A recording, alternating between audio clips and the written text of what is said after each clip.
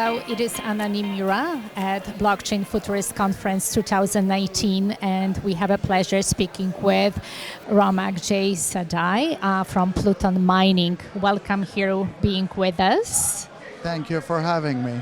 Well, it's a very interesting conference talking about the future, and your concept of the company is, in a way, futuristic and in a way traditional. We're talking about mining, which nowadays a lot of companies do, but what is characteristic and different about your company is that you're using solar power for creation of the farms for mining. Correct. So thank you. I appreciate it. This is not traditional in the sense of crypto and Bitcoin mining. Mm-hmm. First of all, it's a 20-year project. Most people are into the next 2 to 3 years.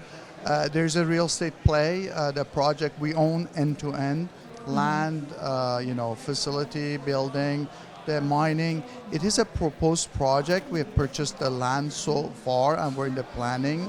We expect to break ground in about 2 to 3 months. But the key aspect is that we're using sun for the peak hour of electricity to bypass the utility company and in a sense to control our destiny by controlling the important electricity production during the day, which is problematic for every other mining project who tries to plan 2 to 3 years ahead or in the future. Yes. So nowadays it is being said that China runs all the mining, and there is like 60% of the Bitcoin mining done over there. So are you trying to shift this number and have it like more done in North America using actually solar power? To be honest, I don't think nowadays they control that much mining after Bitmain stopped most of their mining. Even they were already planning, Bitmain were trying to come to the US, but they experienced some major problems like everybody else has. I'm hoping we can set standard, or we can show people that they need to think more long term. They need to think about a project that's going to help the local community as much as it helps them, and show the average individual there's a future for them in crypto. I mean, the industry, crypto talks about, the adoption is not there, people are not. But on the other hand, when an outsider looks at the projects, everybody is talking for the next 2 to 3 years. Nobody is doing anything long term. Nobody, and we haven't done it. But so far, we at least have put our money where our mouth is, and we've started something that I hope, again, that shows people there's a long-term future in this. Yes. You started in real estate.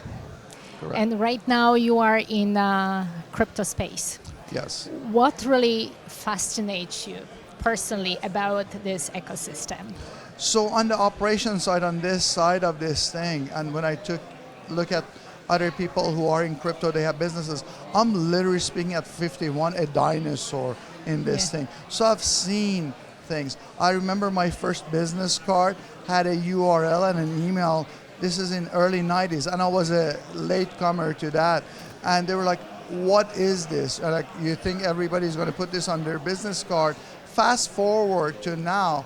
I mean, for the past 20 years, you can't imagine email not being part of what we do, internet not being part of our day-to-day.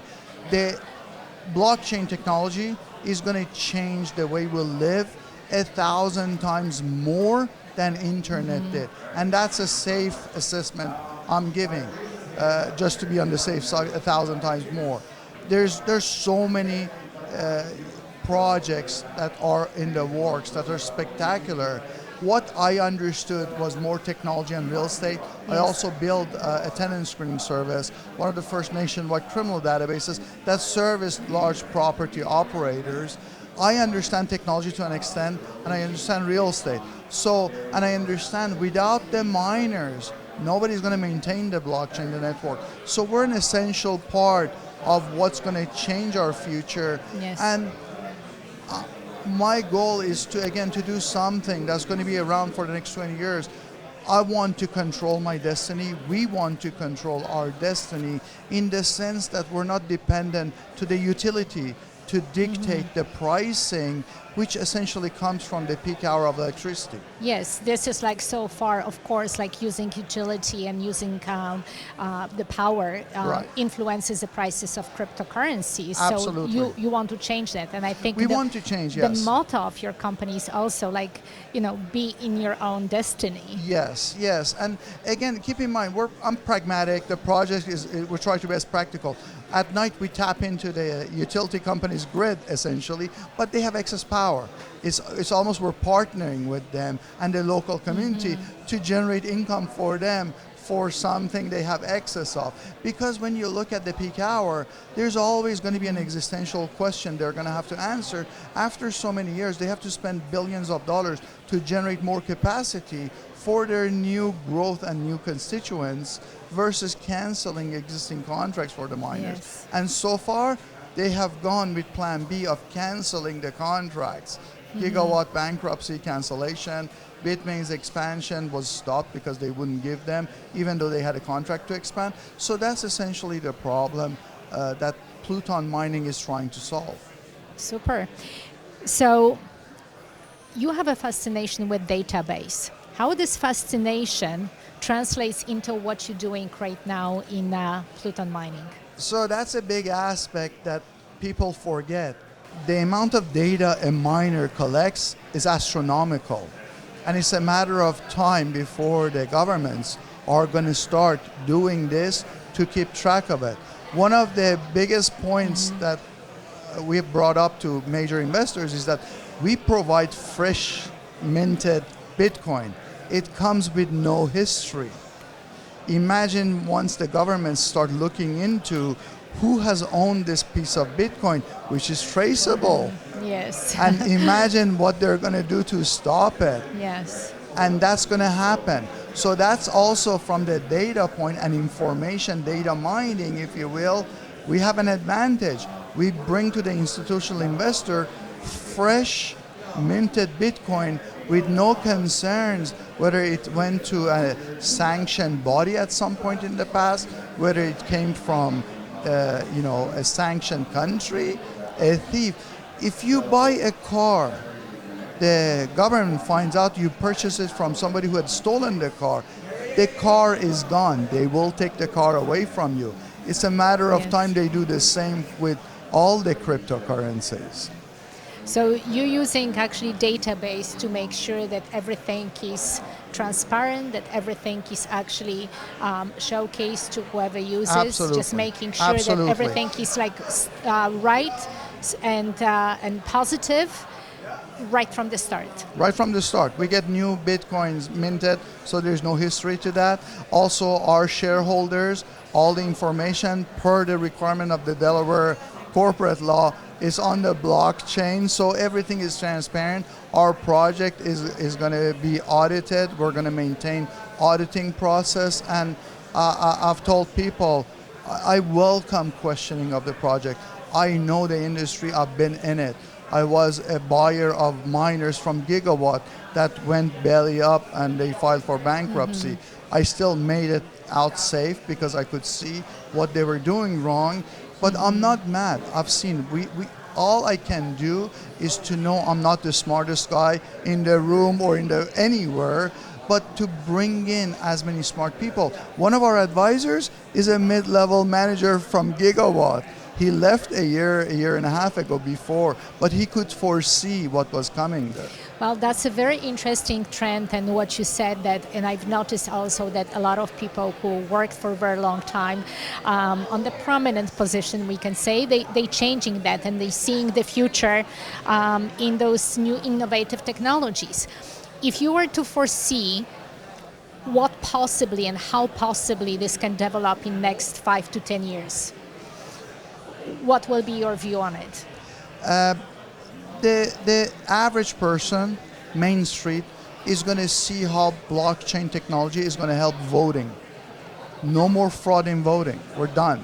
once we implement that. I believe I read a county in the US tested blockchain voting No during the last election. manipulation, no You no can't. favoring anyone. Yeah, you can dual voting. Voting somebody didn't exist. It's done.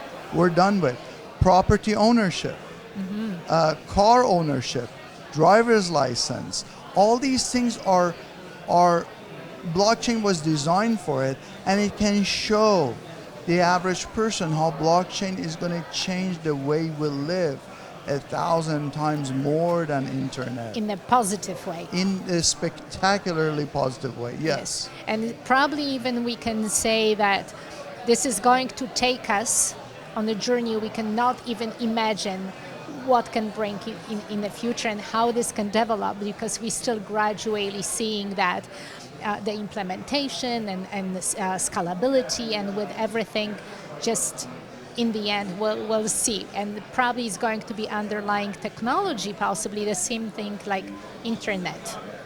Absolutely. Internet was, I hate to say it, but the porn industry built the SSL. They were the first to use the security socket layer. Always. Yeah, The criminals. Exactly. I remember the first time I went to shop on the internet, they wouldn't let me ship the item to anywhere other than address of my billing of the credit card. So there is always going to be the borderline okay, or some criminals, but it's okay. It will become, the technology is too powerful and too good to be wiped out. People are going to see the benefits. Yes, they are when the most friction is. So let them go first, let them try, and then people can actually see what it can be done, and then we can spread it out for the mass adoption. Absolutely. Ramak, thank you so much. Really appreciate it for the insight, for the conversation, and your personal opinion about the subject. Thank you so much for having me. I appreciate it. Thank you.